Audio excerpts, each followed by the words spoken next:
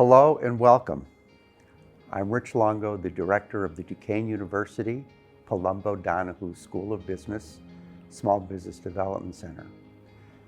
What I'm bringing you today is what I hope will be a quarterly State of the Union, so to speak, on what is going on within the Small Business Administration, and in particular, its Small Business Development Centers. Today, I would like to focus on a question that we often receive.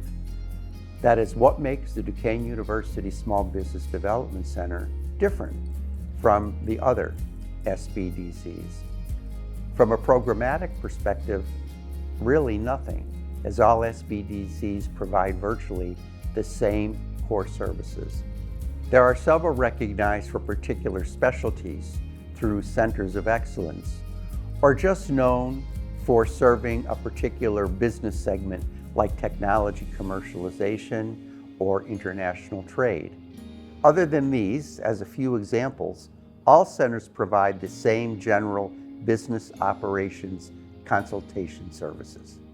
That said, I want to share with you from a consultation perspective what I believe makes the Duquesne University SBDC different.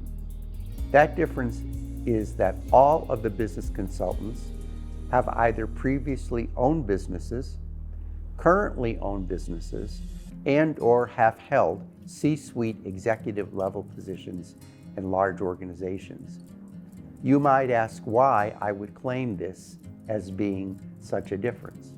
The claim is made based on the premise that clients receive consultation services from experienced, in-the-trenches consultants who lived and breathed the small business experience.